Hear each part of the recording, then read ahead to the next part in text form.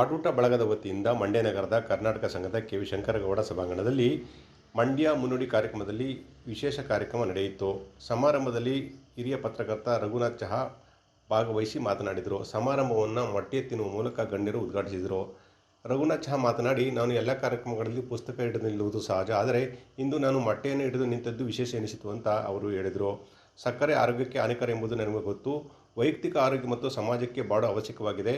ಮಹೇಶ್ ಜೋಶಿ ಮಾಂಸದ ಪ್ರಸ್ತಾಪ ಮಾಡದಿದ್ದರೆ ನಾವ್ಯಾರು ಮಾಂಸದೂಟ ಬೇಕು ಅಂತ ಹೋರಾಟ ಮಾಡುತ್ತಿರಲಿಲ್ಲ ಅನಿಸುತ್ತದೆ. ಇದು ಸ್ವತಃ ಅವರೇ ಮಾಡಿಕೊಂಡಂಥ ಪ್ರಮಾದ ಅಂತ ಅವರು ಹೇಳಿದರು. ಈ ತರದ ಒಂದಷ್ಟು ಸಂವೇದನಾಶೀಲ ಮನಸ್ಸುಗಳು ಒಟ್ಟಿಗೆ ಸೇರಿಕೊಂಡು ಬಾಡೂಟದ ಒಂದು ಸಂಸ್ಕೃತಿಯನ್ನು ಬೆಳೆಸಲಿಕ್ಕೆ, ಅದು ಅತ್ಯಂತ ಸಹಜ ಆಹಾರ ಅಂತ ಸಮಾಜಕ್ಕೆ ತೋರಿಸಿಕೊಡುವಂತಹ ಪ್ರಯತ್ನಗಳಿದೆಯಲ್ಲ, ಅದು ಒಂದು ವಿಶೇಷ ಸಂಗತಿ ಅಂತ ನಾನು ಭಾವಿಸ್ತೇನೆ. ಆ ಕಾರಣಕ್ಕೋಸ್ಕರ ಈ ಬಾಡೂಟ ಬಳಗಕ್ಕೆ ಅಭಿನಂದನೆಗಳನ್ನು ಸಲ್ಲಿಸಲಿಕ್ಕೆ ಬಯಸ್ತೇನೆ.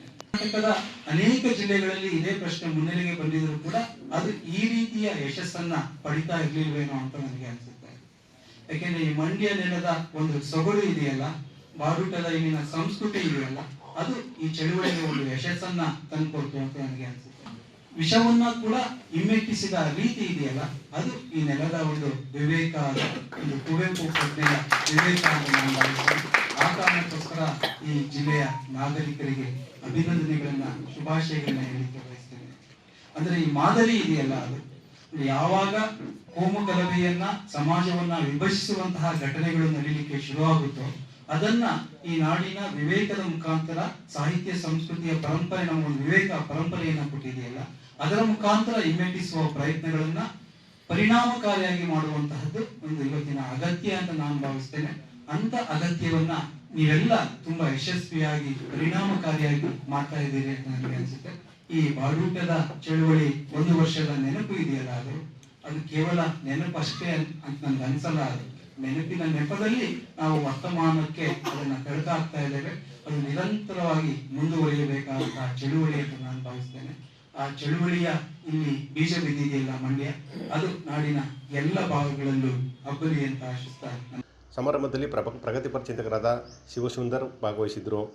ವನ್ಯಜೀವಿ ಛಾಯಾಗ್ರಾಹಕ ಲೋಕೇಶ್ ಮೊಸಳೆ, ಸಂಸ್ಕೃತಿ ಚಿಂತಕ ಉಗ್ರ ನರಸಿಂಹಗೌಡ, ಸಾಹಿತಿ ಗುರುಪ್ರಸಾದ್ ಕಂಟಲಗೆರೆ, ರಂಗಕರ್ಮಿ ಸಂತೋಷ್ ಗುಡ್ನಿ ಅಂಗಡಿ ಹಾಗೂ ವಕೀಲ ಜೀರಳ್ಳಿ ರಮೇಶ್ ಗೌಡ ಸೇರಿದಂತೆ ಅನೇಕರು ಪಾಲ್ಗೊಂಡಿದ್ದರು.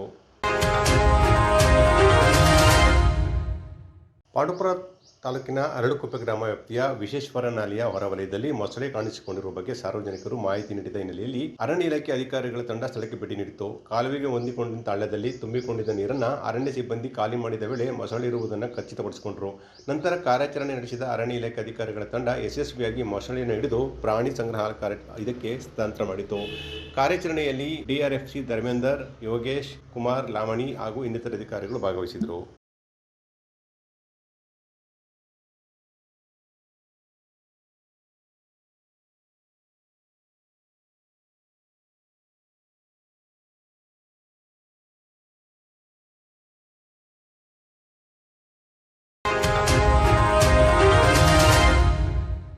ಮಂಡ್ಯ ತಾಲೂಕು ಹೊಳಲು ಗ್ರಾಮದ ಶ್ರೀ ಚಿತ್ತನಾಳಮ್ಮ ದೇವಸ್ಥಾನದ ಆವರಣದಲ್ಲಿ ರಾಜ್ಯ ಒಕ್ಕಲಿಗರ ಸಂಘದ ಮಾಜಿ ಉಪಾಧ್ಯಕ್ಷರು ಹಾಗೂ ಚಿತ್ತನಾಳಮ್ಮ ದೇವಸ್ಥಾನ ಶಿವ ಟ್ರಸ್ಟ್ನ ಗೌರವಾಧ್ಯಕ್ಷರಾದ ಎಚ್.ಎಲ್. ಶಿವಣ್ಣರವರ 81ನೇ ವರ್ಷದ ಹುಟ್ಟುಹಬ್ಬವನ್ನು ಸರಳವಾಗಿ ಆಚರಿಸಲಾಯಿತು. ಶ್ರೀ ಚಿತ್ತನಾಳಮ್ಮ ದೇವಸ್ಥಾನ ಟ್ರಸ್ಟ್ ವತಿಯಿಂದ ಕಾರ್ಯಕ್ರಮ ಆಯೋಜಿಸಲಾಗಿತ್ತು.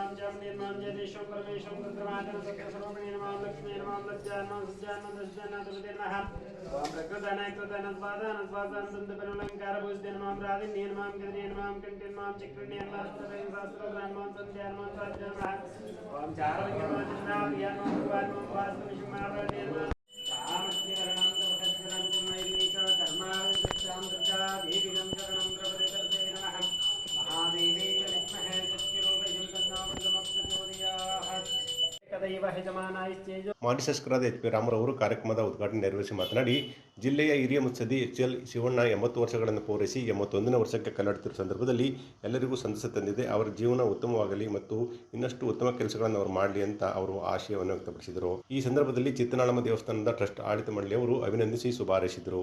ಒಳಲು ಗ್ರಾಮದ ಮುಖಂಡರು ಮತ್ತು ಸ್ಥಳೀಯ ಸಂಘ ಸಮಿತಿ ಪದಾಧಿಕಾರಿಗಳು ಪಾಲ್ಗೊಂಡಿದ್ದರು. ಎಚ್.ಎಲ್. ಶಿವಣ್ಣರವರ ಹಿತೈಷಿ ಅಭಿಮಾನಿಗಳು ಹಾಗೂ ಕುಟುಂಬ ವರ್ಗದವರು ಕೂಡ ಸಮಾರಂಭದಲ್ಲಿ ಭಾಗಿಯಾಗಿದ್ದರು. ವಿಶ್ವ ಮಾನವ ಹಕ್ಕುಗಳ ದಿನ ಹಾಗೂ ರಾಷ್ಟ್ರೀಯ ಗ್ರಾಹಕರ ದಿನಾಚರಣೆ ಅಂಗವಾಗಿ ಪಾಂಡವಪುರ ತಾಲೂಕು ಕಾನೂನು ಸೇವಾ ಸಮಿತಿಯ ವತಿಯಿಂದ ಕಾನೂನು ಅರಿವು ಮತ್ತು ನೆರವು ಕಾರ್ಯಕ್ರಮ ಯಶಸ್ವಿಯಾಗಿ ನಡೆಯಿತು. ಪಾಂಡವಪುರ ಪ್ರಧಾನ ಹಿರಿಯ ಸಿವಿಲ್ ಹಾಗೂ ಜೆಎಂಎಫ್ಸಿ ನ್ಯಾಯಾಧೀಶರು ಮತ್ತು ತಾಲೂಕು ಕಾನೂನು ಸೇವಾ ಸಮಿತಿ ಅಧ್ಯಕ್ಷರಾದ ಮಹೇಶ್ ಕಾರ್ಯಕ್ರಮ ಉದ್ಘಾಟಿಸಿದರು. ನಂತರ ಮಾತನಾಡಿದ ಅವರು, ವಿಶ್ವ ಮಾನವ ಹಕ್ಕುಗಳ ದಿನವನ್ನು ಪ್ರತಿ ವರ್ಷ ಆಚರಿಸಲಾಗುತ್ತಿದ್ದು 1948ರಲ್ಲಿ ವಿಶ್ವಸಂಸ್ಥೆಯು ಮಾನವ ಹಕ್ಕುಗಳ ಸಾರ್ವತ್ರಿಕ ಘೋಷಣೆಯನ್ನು ಅಂಗೀಕರಿಸಿದ ದಿನವನ್ನು ಸ್ಮರಿಸುವುದೇ ಇದರ ಉದ್ದೇಶವಾಗಿದೆ ಅಂತ ಹೇಳಿದರು. ಜನಾಂಗ, ಬಣ್ಣ, ಲಿಂಗ, ಧರ್ಮ, ಭಾಷೆ ಅಥವಾ ಯಾವುದೇ ತಾರತಮ್ಯವಿಲ್ಲದೆ ಪ್ರತಿಯೊಬ್ಬರಿಗೂ ಇರುವ ಮೂಲಭೂತ ಹಕ್ಕುಗಳು ಹಾಗೂ ಸ್ವಾತಂತ್ರ್ಯಗಳ ಬಗ್ಗೆ ಜಾಗೃತಿ ಮೂಡಿಸುವುದು ಈ ದಿನದ ಮಹತ್ವವಾಗಿದೆ ಅಂತ ಅವರು ಹೇಳಿದರು. ಮತ್ತು ರಾಷ್ಟ್ರೀಯ ಮಟ್ಟದಲ್ಲಿ ಈ ಒಂದು ಮಂಡಳಿಗಳು ಕಾರ್ಯನಿರ್ವಹಿಸ್ತಾ ಇದೆ. ಈಗ ಜಿಲ್ಲಾ ಕೇಂದ್ರಗಳಲ್ಲಿ ಜಿಲ್ಲಾ ಆಯೋಗ ಇದೆ, ಜಿಲ್ಲಾ ಕನ್ಸ್ಯೂಮರ್ ಕೋರ್ಟ್ ಅಂತ ಹೇಳಿ ಇರ್ತದೆ. ಅಲ್ಲಿ ಅದರ ವ್ಯಾಪ್ತಿ 1 ಕೋಟಿಗಿಂತ ಕಡಿಮೆ ಪರಿಹಾರದ ವ್ಯಾಜ್ಯಗಳನ್ನು ಆ ಒಂದು ಜಿಲ್ಲಾ ನ್ಯಾಯಾಲಯದಲ್ಲಿ ದಾಖಲಿಸಬಹುದು. ಅದಕ್ಕೆ ಒಬ್ಬರು ನಿವೃತ್ತ ಜಿಲ್ಲಾ ನ್ಯಾಯಾಧೀಶರು ಇರ್ತಾರೆ ಮತ್ತು ನುರಿತ ವಕೀಲರು ಅಥವಾ ಸಾಮಾಜಿಕ ಕಾರ್ಯಕರ್ತರು ಅದನ್ನು ಗುರುತಿಸಿ ಸರ್ಕಾರ ನೇಮಕ ಮಾಡುವಂಥ ಅಧಿಕಾರಿಗಳು ಆ ಒಂದು ನ್ಯಾಯಾಲಯದ ಪೀಠಾಸೀನ ಅಧಿಕಾರಿಗಳಾಗಿ ಕರ್ತವ್ಯ ಮಾಡ್ತಾ ಇರ್ತಾರೆ. 1 ಕೋಟಿಗಿಂತ ಹೆಚ್ಚು 10 ಕೋಟಿಗಿಂತ ಕಡಿಮೆ ಪರಿಹಾರ ಕೇಳುವಂತಹ ಪ್ರಕರಣಗಳಲ್ಲಿ ರಾಜ್ಯ ಗ್ರಾಹಕರುಗಳ ನ್ಯಾಯಾಲಯಕ್ಕೆ ಬರ್ತದೆ. ಅಂತಹ ಪರಿಹಾರ ಕೋರುವಂಥ ಪ್ರಕರಣಗಳನ್ನು ಒಂದು ರಾಜ್ಯ ಗ್ರಾಹಕ ನ್ಯಾಯಾಲಯಗಳಲ್ಲಿ ದಾಖಲಿಸಬೇಕು. ರಾಷ್ಟ್ರೀಯ ಗ್ರಾಹಕ ವ್ಯಾಜ್ಯಗಳ ಪರಿಹಾರ ಆಯೋಗ ಅದು 10 ಕೋಟಿಗಿಂತ ಹೆಚ್ಚಿನ ಪರಿಹಾರ ಪ್ರಕರಣಗಳಲ್ಲಿ ರಾಷ್ಟ್ರೀಯ ಗ್ರಾಹಕ ಮಟ್ಟಗಳ ಆಯೋಗಕ್ಕೆ ಸರ್ಕಾರಿ ಪದವಿ ಪೂರ್ವ ಕಾಲೇಜಿನ ಪ್ರಾಂಶುಪಾಲರಾದ ರಾಮಕೃಷ್ಣೇಗೌಡ ಮಾತನಾಡಿ, ಭಾರತದಲ್ಲಿ ಪ್ರತಿ ವರ್ಷ ಡಿಸೆಂಬರ್ 24ರಂದು ರಾಷ್ಟ್ರೀಯ ಗ್ರಾಹಕ ದಿನವನ್ನು ಆಚರಿಸಲಾಗುತ್ತಿದ್ದು 1986ರ ಗ್ರಾಹಕ ಸಂರಕ್ಷಣಾ ಕಾಯ್ದೆ ಜಾರಿಗೆ ಬಂದ ದಿನದ ನೆನಪಿಗಾಗಿ ಈ ದಿನವನ್ನು ಆಚರಿಸಲಾಗುತ್ತಿದೆ ಅಂತ ಹೇಳಿದರು. ಅಂದರೆ ಜಾತಿಗಳ ನಡುವೆ ಸಂಘರ್ಷ ಆಗೋದು ಅಥವಾ ಧರ್ಮಗಳ ಅಂಥವ್ರಿಗೆ ಕೂಡ ಉಚಿತವಾಗಿ ಕಾನೂನು ಸೇವೆ ಸಿಗುತ್ತೆ. ದೈಹಿಕ ವ್ಯಾಪಾರ ಮತ್ತು ಜೀತಕ್ಕೊಳಗಾದವರು, ದೈಹಿಕ ವ್ಯಾಪಾರ ಅಂದರೆ ನಿಮ್ಗೆ ಗೊತ್ತಾಗ್ಬೋದು ಅಂತಿದ್ದೀನಿ, ಒಂದು ಮನೆಯಲ್ಲಿ ಜೀತಿ ಕಟ್ಕೊಂಡಿರ್ತಾರೆ, ಒಂದು ದೊಡ್ಡ ಇಡೀ ರಾಜ್ಯದಲ್ಲಿ ನೀವೇನೋ ಹುಟ್ಟಿದ್ರೋ ಇಲ್ವೋ ಗೊತ್ತಿಲ್ಲ ನನಗೆ, ಶ್ರೀರಂಗಪಟ್ಟಣದಲ್ಲಿ ಒಂದು ಕಲ್ಲು ಕ್ವಾರಿಯನ್ನು ಯಾರಿಗೆ ಸಿಗುತ್ತೆ? ಸಾಹುಕಾರರಿಗೆ ಸಿಗುತ್ತಾ? ಇಲ್ಲ, ಖಂಡಿತ ಇಲ್ಲ. ಅವರ ವಾರ್ಷಿಕ ಆದಾಯ 3 ಲಕ್ಷದಿಂದ ಕಡಿಮೆ ಯಾರಿಗಿರುತ್ತೆ ಅಂಥವರಿಗೆ ಕಾನೂನಿನ ಉಚಿತ ಸೇವೆ ಸಿಗುತ್ತೆ. ಸಮಾರಂಭದಲ್ಲಿ ಸರ್ಕಾರಿ ಪದವಿ ಪೂರ್ವ ಕಾಲೇಜಿನ ಪ್ರಾಂಶುಪಾಲರಾದ ರಾಮಕೃಷ್ಣೇಗೌಡ, ಹೇಮಚಂದ್ರ, ರೂಪ, ಪುಷ್ಪಲತಾ, ಮಧು, ಶಿವರಾಜು ಸೇರಿದಂತೆ ಅನೇಕರಿದ್ದರು. ಕರ್ನಾಟಕ ಸಂಘದ ವತಿಯಿಂದ ರಾಷ್ಟ್ರಕವಿ ಕುವೆಂಪು ಅವರ ಹುಟ್ಟುಹಬ್ಬದ ಅಂಗವಾಗಿ ಮಂಡ್ಯದ ವಿವೇಕಾನಂದ ರಂಗಮಂದಿರದ ಆವರಣದಲ್ಲಿ ಡಿಸೆಂಬರ್ 28ರಂದು ವಿವಿಧ ಸಾಂಸ್ಕೃತಿಕ ಸಂಸ್ಥೆಗಳು ಅದ್ದೂರಿ ಕುವೆಂಪು ಜನ್ಮೋತ್ಸವ ಸಂಭ್ರಮ ಹಮ್ಮಿಕೊಂಡಿದ್ದಾಗಿ ಕರ್ನಾಟಕ ಸಂಘದ ಅಧ್ಯಕ್ಷರಾದ ಡಾಕ್ಟರ್ ಜಯಪ್ರಕಾಶ್ ಗೌಡ ತಿಳಿಸಿದರು. ಸುದ್ದಿಗಾರರೊಂದಿಗೆ ಮಾತನಾಡಿದ ಅವರು, ಅಂದು ಮಧ್ಯಾಹ್ನ ಆರಂಭವಾಗಲಿರುವ ಕುವೆಂಪು ವಿಚಾರ ಸಂಕಿರಣದ ಅಧ್ಯಕ್ಷತೆಯನ್ನು ಆಂಧ್ರ ಪ್ರದೇಶದ ಆದಾಯ ತೆರಿಗೆ ಇಲಾಖೆ ಮುಖ್ಯ ಆಯುಕ್ತರಾದ ಜಯರಾಮ್ ರಾಯಪುರ ವಹಿಸುವರು. ಸಾಂಸ್ಕೃತಿಕ ಚಿಂತಕ ಪ್ರೊಫೆಸರ್ ಎಸ್ ಟಿ ಸಿದ್ದರಾಮಯ್ಯ ವಿಚಾರ ಕ್ರಾಂತಿಗೆ ಆಹ್ವಾನ ಹಿನ್ನೆಲೆಯಲ್ಲಿ ನಿರಂಕುಶ ಮತ್ತಿತರ ಕುರಿತು ಮಾತನಾಡುವರು. ನಂತರ ಮತ್ತೋರ್ವ ಸಾಂಸ್ಕೃತಿಕ ಚಿಂತಕ ಚಂದ್ರಶೇಖರ್ ಅವರು ಕುವೆಂಪು ಸಾಹಿತ್ಯ ಪ್ರವೇಶಕ್ಕೆ ಭೂಮಿಕೆ ಕುರಿತು ತಮ್ಮ ಒಳನೋಟ ಹಂಚಿಕೊಳ್ಳಲಿದ್ದಾರೆ ಅಂತ ಹೇಳಿದರು. ಸಂಜೆ ಬೆಂಗಳೂರಿನ ಮನೋಜ್ಞ ಕಲಾತಂಡದ ಡಾಕ್ಟರ್ ಪಿ ಮಾನಸ ನೇತೃತ್ವದ ತಂಡ ಕುವೆಂಪು ಅವರ ಜೀವನ ಆಧಾರಿತ ಕಾಡಿನ ಕೊಳಲು ನೃತ್ಯ ರೂಪಕ ಪ್ರಸ್ತುತಪಡಿಸಲಿದ್ದಾರೆ. ಆದಿಚುಂಚನಗಿರಿ ಪೀಠಾಧಿಪತಿ ಡಾಕ್ಟರ್ ನಿರ್ಮಲಾನಂದನಾಥ ಸ್ವಾಮೀಜಿ ದಿವ್ಯ ಸಾನ್ನಿಧ್ಯ ವಹಿಸಲಿದ್ದು, ವಿಶ್ವಮಾನವ ಕ್ಷೇತ್ರದ ಪುರುಷೋತ್ತಮಾನಂದ ಸ್ವಾಮೀಜಿ ಸಾನ್ನಿಧ್ಯ ವಹಿಸುವರು ಅಂತ ಹೇಳಿದರು. ಲಯನ್ಸ್ ಕ್ಲಬ್ನ ಮಾಜಿ ರಾಜ್ಯಪಾಲ ಲಯನ್ ಕೆ ದೇವೇಗೌಡ ಅಧ್ಯಕ್ಷತೆ ವಹಿಸುವರು ಅಂತ ಹೇಳಿದರು. ವಿದುಷಿ ಮಾನಸ ಅವರಿಗೆ ಜಿಲ್ಲಾಧಿಕಾರಿ ಕುಮಾರ್ ಅಭಿನಂದನೆ ಮಾಡಲಿದ್ದು, ಮುಖ್ಯ ಅತಿಥಿಗಳಾಗಿ ಡ್ಯಾಪ್ಡೋಲ್ ಸಂಸ್ಥೆಯ ಸುಜಾತ ಕೃಷ್ಣ, ಕನ್ನಿಕಾ ಶಿಲ್ಪ ನವೋದಯ ಸಂಸ್ಥೆಯ ಕನ್ನಿಕಾ ಹಾಗೂ ಗುರುದೇವ ಲಲಿತ ಕಲಾ ಅಕಾಡೆಮಿಯ ಡಾಕ್ಟರ್ ಚೇತನ ಕೃಷ್ಣ ಪಾಲ್ಗೊಳ್ಳುವರು ಅಂತ ಹೇಳಿದರು. ಇದೇ ಸಂದರ್ಭದಲ್ಲಿ ಕುವೆಂಪು ಅವರ ಜೀವನ ಕುರಿತು ಅಪರೂಪದ ಛಾಯಾಚಿತ್ರಗಳನ್ನು ಪ್ರದರ್ಶನಕ್ಕಿಡಲಾಗಿದ್ದು, ಕುವೆಂಪು, ತೇಜಸ್ವಿ, ಪರಿಸರ ಮತ್ತು ರಾಮಕೃಷ್ಣ ಆಶ್ರಮದ ಪುಸ್ತಕಗಳ ಪ್ರದರ್ಶನ ಆಯೋಜಿಸಲಾಗಿದೆ ಅಂತ ಅವರು ತಿಳಿಸಿದರು. ಕರ್ನಾಟಕ ಸಂಘ ನಿಮಿತ್ತ ಮಾತ್ರವಾಗಿ ಉಳಿದ ಎಲ್ಲ ಸಾಂಸ್ಕೃತಿಕ ಮನಸ್ಸುಗಳು ಒಟ್ಟಾಗಬೇಕು ಅನ್ನುವಂಥದ್ದು ನನ್ನ ಉದ್ದೇಶ ಕೂಡ ಅದನ್ನೇ ಆಗಿರ್ತಕ್ಕಂಥದ್ದು. ಒಂದು ಸಾಂಸ್ಕೃತಿಕವಾಗಿರ್ತಕ್ಕಂಥ ಒಕ್ಕೂಟ ಆಗದೆ ಹೋದರೆ ಬಹುಶಃ ನಮ್ಮ ಆಶಯಗಳು, ಸಾಂಸ್ಕೃತಿಕವಾಗಿ ನಮ್ಮ ಆಶಯಗಳು ಮಂಡ್ಯ ಜಿಲ್ಲೆಯಲ್ಲಿ ಕೈಗೂಡೋದು ಭಾಳ ಕಷ್ಟ ಅನ್ನೋದನ್ನು ಮೊದಲಿಂದ ಅಂದ್ಕೊಂಡು ಬರ್ತಾಯಿದ್ದೀನಿ. ಮೊದಲಿಗೆ ನಮ್ಮ ಶಂಕರಗೌಡರ ನೇತೃತ್ವದಲ್ಲಿ ಇವರೆಲ್ಲರೂ ಕೂಡ ಒಟ್ಟಾಗಿರ್ತಕ್ಕಂಥದ್ದು.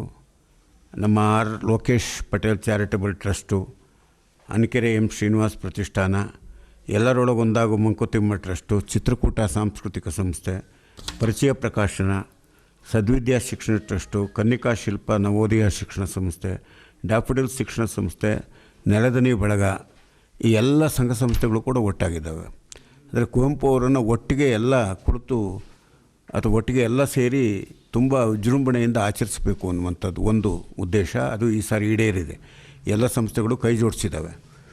ಎರಡನೇದಾಗಿ ಈ ಮಾನಸ ಅನ್ನುವಂಥ ಹೆಣ್ಣುಮಗಳು ಏನು ಒಬ್ಬ ವಿದುಷಿ ನರ್ತಕಿ ಅಂದರೆ ಡ್ಯಾನ್ಸರ್ ಅಂತ ಹೇಳ್ಬೋದು, ಕಂಪೋಸ್ ಮಾಡ್ತಾಯಿದ್ದಾಳೆ.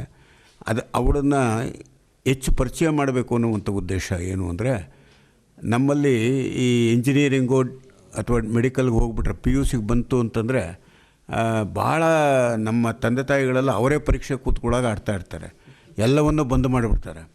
ಆದರೆ ಈ ಹೆಣ್ಣುಮಗಳು, ನಾನು ಆಕೆ ಅರಂಗೇಟ್ರಮ್ ಕೂಡ ನಾನು ಭಾಗವಹಿಸಿದ್ದೆ. ಸುಮಾರು ಹೈಸ್ಕೂಲ್ನಿಂದನೇ ಆಕೆ ಡ್ಯಾನ್ಸ್ಗೆ ಗುರು ಚೇತನ ರಾಧಾಕೃಷ್ಣ ಅವ್ರ ಬಳಿಯಲ್ಲಿ ಡ್ಯಾನ್ಸ್ ಕಾರ್ಯಕ್ರಮಕ್ಕೆ ಹೋಗ್ತಾ ಜೂನಿಯರು ಸೀನಿಯರು ವಿದ್ವತ್ತನ್ನು ಪಾಸ್ ಮಾಡ್ತಾ, ಆನಂತರ ಆಕೆ ಇಂಜಿನಿಯರಿಂಗ್ ಮಾಡಿ ಆಮೇಲೆ ಅದರಲ್ಲಿ ಸ್ನಾತಕೋತ್ತರ ಡಿಗ್ರಿಯನ್ನು ಕೂಡ ಮುಗಿಸಿ PhDಯನ್ನು ಕೂಡ ಮಾಡಿ ಆಮೇಲೆ MA ಡ್ಯಾನ್ಸ್ ಮೈಸೂರಿನ ಲಲಿತ ಕಲೆಗಳ ಕಾಲೇಜಿನಲ್ಲಿ MA ಡ್ಯಾನ್ಸ್ ಕೂಡ ಮಾಡಿ ಈಗ ಬೆಂಗಳೂರಿನಲ್ಲಿ BITನಲ್ಲಿ ಲೆಕ್ಚರರ್ ಆಗಿದ್ದಾರೆ, ಅಸಿಸ್ಟೆಂಟ್ ಪ್ರೊಫೆಸರ್ ಆಗಿದ್ದಾರೆ. ಅಸಿಸ್ಟೆಂಟ್ ಪ್ರೊಫೆಸರ್ ಆಗಿ ಅವರು ವಿಶ್ವೇಶ್ವರಪುರ ಲೇಔಟ್ನ ವಿಶ್ವೇಶ್ವರಪುರ ಬಡಾವಣೆಯಲ್ಲಿ ವಿಶ್ವೇಶ್ವರಯ್ಯ ಬಡಾವಣೆಯಲ್ಲಿ ಮತ್ತು ಕಂಟೋನ್ಮೆಂಟ್ ಏರಿಯಾದಲ್ಲಿ 2 ಶಾಲೆಗಳನ್ನು ತೆರೆದು, ವೀಕೆಂಡ್ ಶಾಲೆಗಳನ್ನು ಅಥವಾ ವಾರದಲ್ಲಿ 3 ದಿವಸ ಅಲ್ಲಿ ಸಾಕಷ್ಟು ವಿದ್ಯಾರ್ಥಿಗಳಿಗೆ ಅವ್ರು ಕಲಿಸ್ತಾ ಇರ್ತಕ್ಕಂಥದ್ದು. ನನಗಿದು ರೋಮಾಂಚನದ ವಿಷಯ. ಯಾಕೆ ಅಂದರೆ ಒಂದು ಕಾಲಕ್ಕೆ 1970-80ರ ದಶಕದಲ್ಲಿ ಗುರುವನ್ನು ನಾಟ್ಯ ಗುರುವನ್ನು ಮೈಸೂರಿನಿಂದ ಬೆಂಗಳೂರಿನಿಂದ ಕರೆಸಿ ಇಲ್ಲಿ ವಿದ್ಯಾರ್ಥಿಗಳಿಗೆ ಕಲಿಸ್ತಾ ಇದ್ದಂಥ ಒಂದು ಸನ್ನಿವೇಶವನ್ನು ನಾನು ಕಂಡಿದ್ದೇನೆ. ಪೂಜ್ಯ ಶಂಕರಗೌಡರು ಮಂಡ್ಯದಲ್ಲಿ ನರ್ತನವನ್ನು ನಾಟ್ಯವನ್ನು ಹೆಚ್ಚು ಮಾಡಬೇಕು ಅನ್ನುವ ದೃಷ್ಟಿಯಿಂದ 4-5 ಜನ ವಿದ್ಯಾರ್ಥಿಗಳಿಗೆ ಅವರು ದುಡ್ಡು ಕೊಡ್ತಾಯಿದ್ರು, ಫೀಸ್ ಕೊಡ್ತಾಯಿದ್ರು. 250-300 ರೂಪಾಯಿ ಫೀಸ್ ಕೊಟ್ಟು ಇಲ್ಲಿ ವಿದ್ಯಾರ್ಥಿಗಳು ಕಲಿಸ್ತಕ್ಕಂಥ ಪ್ರಯತ್ನವನ್ನು ಅವರು ಮಾಡಿದರು. ಅಂಥದ್ರಲ್ಲಿ ಇವತ್ತು ಬೆಂಗಳೂರಿಗೆ ಹೋಗಿ ಇಲ್ಲಿಯ ಒಂದು ಹುಡುಗಿ, ಅದರಲ್ಲೂ ರೈತಾಪಿ ಕುಟುಂಬದಿಂದ ಬಂದಿರತಕ್ಕಂಥ ಒಬ್ಬ ಹೆಣ್ಣುಮಗಳು, ಬೇಲೂರಿನವಳು, ಮೂಲತಃ ಬೇಲೂರಿನವಳು. ಅವಳ ಗಂಡ ಸಾಫ್ಟ್ವೇರ್ ಇಂಜಿನಿಯರ್ ಆಗಿದ್ದಾರೆ, ಬೂತ್ನೂಸೂರಿನವರು. ಈಗ ಅಲ್ಲೇ ನೆಲೆ ನಿಂತಿದ್ದಾರೆ ಬೆಂಗಳೂರಿನಲ್ಲಿ. ಅಲ್ಲಿ ಹೋಗಿ ಕಲಿಸ್ತಾ ಇರ್ತಕ್ಕಂಥದ್ದು. ಅಲ್ಲಿಯೂ ಕೂಡ ನಾನು ಅವರ ಒಂದು ಅರಂಗೇಟ್ರಮ್ಗೆ ನಾನು ಹೋಗಿದ್ದೆ. ಒಬ್ಬ ವಿದ್ಯಾರ್ಥಿನಿಯ ಅರಂಗೇಟ್ರಮ್ಗೆ ನನಗೆ ಕರೆಸಿದ್ರು. ನನಗೆ ಎಷ್ಟು ಸಂತೋಷ ಆಯಿತು ಅಂತಂದರೆ, ಒಬ್ಬ ಇಂಜಿನಿಯರಿಂಗ್ ಹೋಗುವಂಥ ಹುಡುಗಿ, ಮೆಡಿಕಲ್ಗೆ ಓದುವಂಥ ಹುಡುಗಿಯೂ ಕೂಡ ಡ್ಯಾನ್ಸ್ ಪರ್ಫಾರ್ಮೆನ್ಸ್ನ ಅಥವಾ ಸಿಂಗರ್ ಆಗಿ ಅವರು ಹೊರಹೊಂಬೋದು ಅನ್ನುವಂಥದ್ದನ್ನು ತೋರಿಸ್ಕೊಟ್ಟಿರ್ತಕ್ಕಂಥ ಹುಡುಗಿ. ಆ ಹುಡುಗಿಯನ್ನು ಮತ್ತೆ ನಮ್ಮ ತಂದೆ ತಾಯಿಗಳಿಗೆ ಭಾಳ ಮುಖ್ಯವಾಗಿ ನನ್ನ ಉದ್ದೇಶ ಏನು ಅಂತಂದರೆ, ನಮ್ಮ ತಂದೆ ತಾಯಿಗಳು ಭಾಳ ಪ್ರತಿಭಾ ಸಂಪನ್ನರಿದ್ದಾರೆ ನಮ್ಮಲ್ಲಿ, ಭಾಳ ಪ್ರತಿಭಾನ್ವಿತರಿದ್ದಾರೆ. ನಮ್ಮ ಮೇಡಮ್ ಡ್ಯಾಫಡಿಲ್ ಸ್ಕೂಲ್ನ ಮೇಡಮ್ ಇದ್ದಾರೆ. ಇವರೆಲ್ಲ ಏನಾಗ್ತದೆ ಅಂತಂದರೆ, ಬಂದಾಗ ಹೈಸ್ಕೂಲಿಗೆ ಬಂತು ಅಂದರೆ, PUCಗೆ ಬಂತು ಅಂತಂದರೆ ತಂದೆ ತಾಯಿಗಳು ಒತ್ತಡ ಜಾಸ್ತಿ ಆಗಿಬಿಡ್ತದೆ. ಯಾವುದಕ್ಕೂ ಹೋಗ್ಬಾರ್ದು, ಆಟಕ್ಕೂ ಹೋಗ್ಬಾರ್ದು, ಊಟಕ್ಕೆ ಅವಕಾಶ ಪಡ್ತಾರೆ ಬದುಕಬೇಕು ಅನ್ನೋ ಕಾರಣಕ್ಕಾಗಿ. ಬಾಕಿದೆಲ್ಲ ಎಲ್ಲವನ್ನು ಬಂದ್ ಮಾಡಿಬಿಟ್ಟು ಓದು ಓದು ಓದು ಓದು ಅಂತೇಳಿ ಒತ್ತಡವನ್ನು ಹಾಕಿ ಎಲ್ಲರೂ ಡಾಕ್ಟ್ರ್ ಮಾಡಬೇಕು, ಇಂಜಿನಿಯರ್ ಮಾಡಬೇಕು ಅನ್ನುವಂಥದ್ದು. ಆದರೆ ಒಬ್ಬ ನೃತ್ಯಗಾತಿಯನ್ನು ಮಾಡಬೇಕು, ಒಬ್ಬ ಹಾಡುಗಾರ್ತಿಯನ್ನು ಮಾಡಬೇಕು, ಒಬ್ಬ ಚಿತ್ರಕಲಾವಿದನನ್ನು ಮಾಡಬೇಕು ಅನ್ನುವಂಥ ಮನಸ್ಥಿತಿಯನ್ನು ನಾವೆಲ್ಲಿವರೆಗೂ ಬೆಳೆಸ್ಕೊಳ್ಳೋಲ್ವೋ ಅಲ್ಲಿವರೆಗೂ ಸರ್ವಾಂಗೀಣವಾಗಿರ್ತಕ್ಕಂಥ ಪ್ರಗತಿ ನಮ್ಮ ವಿದ್ಯಾರ್ಥಿಗಳಲ್ಲಿ ಆಗೋದಿಲ್ಲ ಅನ್ನುವಂಥದ್ದು ನನ್ನ ಬಲವಾದಂಥ ನಂಬಿಕೆ.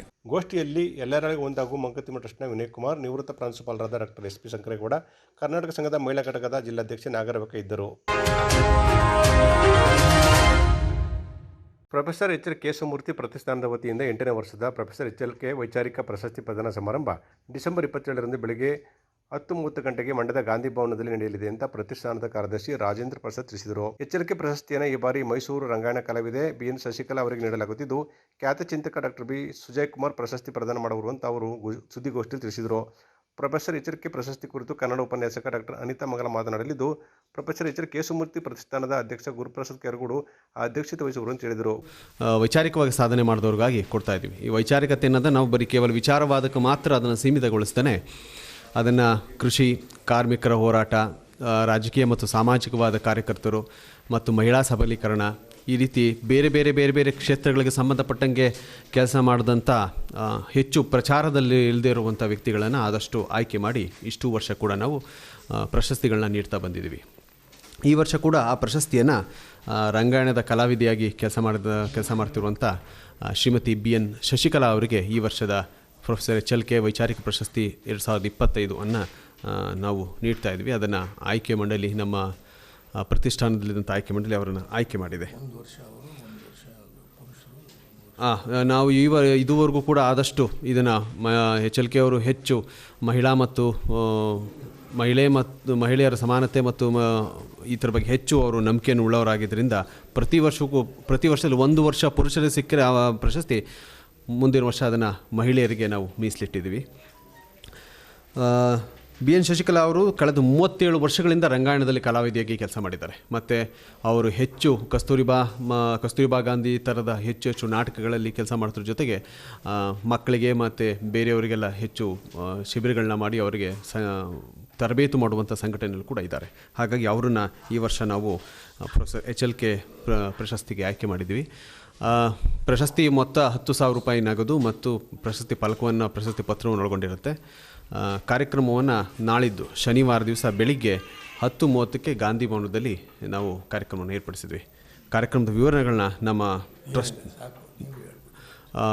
ಕಾರ್ಯಕ್ರಮದ ಅವತ್ತು ಬೆಳಗ್ಗೆ 10:30ರಿಂದ 11 ಗಂಟೆಗೆ ಕಾರ್ಯಕ್ರಮ ಶುರು ಆಗುತ್ತೆ. ಪ್ರಶಸ್ತಿ ಪ್ರದಾನವನ್ನು ಸುಜಯ್ ಕುಮಾರ್ ಅವರು, ಶ್ರೀರಂಗಪಟ್ಟಣದ ಚಿಂತಕರು, ಅವರು ಪ್ರಶಸ್ತಿ ಪ್ರದಾನ ಮಾಡಲಿದ್ದಾರೆ. ಮತ್ತು ಪ್ರಶಸ್ತಿ ಪುರಸ್ಕೃತ ಕುರಿತು ಡಾಕ್ಟರ್ ಅನಿತಾ ಮಂಗ್ಲ ಅವರು ಮಾತಾಡ್ತಾರೆ.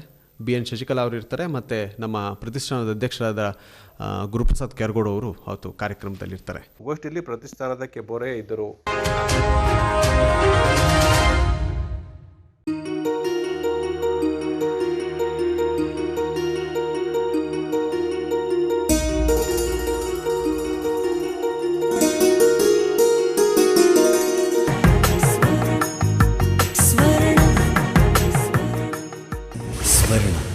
ಇದು ಬಾಂಧವ್ಯಗಳ ಬೆಸುಗೆ.